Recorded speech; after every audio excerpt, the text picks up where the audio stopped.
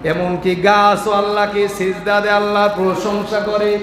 সূরাতুর রহমানের মধ্যে আল্লাহ তাআলা বলেন ওয়ান নাজমু ওয়াশ-শাজারু ইয়াসজুদান। আল্লাহ তাআলা বলেন ওই আসমানের তারকা, গাছ, এগুলো তরুলতা যা কিছু তোমরা দেখো এগুলো সব কিছুই আল্লাহর জিকির করে, আল্লাহর সিজদা দেয়, আল্লাহর কদমে সিজদা দেয়। কিন্তু তোমাদের ওই চোখ নাই, ওই চোখগুলো না থাকার কারণে তোমরা দেখো না। ওই তারকা সিজদা দেয়, গাছ সিজদা দেয়। তোমাদের যদি চোখ থাকতো তোমরা চোখ দিয়ে দেখতে যে আল্লাহর ওই কদমে সিজদা দেয়।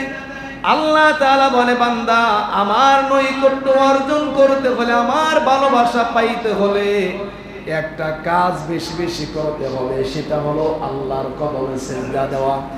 আল্লাহ তাআলা সূরাতুল আলাকের মধ্যে বলেন ওয়াসজুদু ওয়াকতারিব। বান্দা তুমি আল্লাহর নিকটবর্তী হতে চাও, তাহলে তুমি কি করো? আল্লাহকে বেশি বেশি বেশি সিজদা দাও। সিজদা দিতে রাজি আছেন? কিন্তু আমাদের এখানে যারা আমরা উপস্থিত হই শুধু জুমার মধ্যেই দেখা যায়, অন্য সময় তো অনেকের খবর আছে, এরকমও দেখা যায়। আমার মনে হয় অনেকে পাঁচ ওয়াক্ত নামাজ তো পড়ে নেই, শুধুমাত্র জুমার নামাজের জন্যই তারা আসে। এই বিশাল বড় মসজিদ, এই মসজিদ বানানো হয় শুধুমাত্র জুমার নামাজকে উদ্দেশ্যে, পাঁচ ওয়াক্ত নামাজের জন্য বানানো হয়? বলেন, পাঁচ ওয়াক্ত নামাজের জন্য বানানো হয়? আমি অন্তর থেকে বলে নাই, জবান দিয়ে এটা বলা সহজ, কিন্তু অন্তরে স্বীকার করা খুবই কঠিন। এটা এত বিশাল বড় মসজিদ বানানো হচ্ছে হলো নামাজি ব্যক্তিদের জন্য, কিন্তু সারা 7টা মসজিদ খালি, মানে পুরো 5 ওয়াক্তই খালি, শুধুমাত্র একটা দিনের জন্য সবাই বসে থাকে, টাকা খরচ করে। এত কেন অর্থের প্রয়োজন, মানে খরচ করা দরকার এক ওয়াক্তের জন্য? এত তো দরকার ছিল না।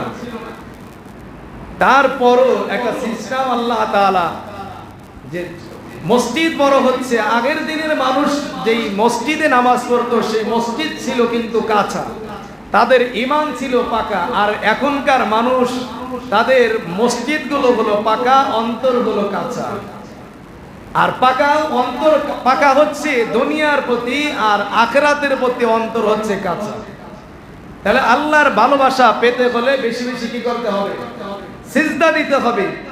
আল্লাহর রাসূল সাল্লাল্লাহু আলাইহি ওয়াসাল্লাম বলেন আকরাবু মা ইয়াকুনুল আবদু মির রাব্বিহি। আল্লাহ তাআলার বান্দা আল্লাহ তাআলার নিকটবর্তী হয়ে যায় কখন?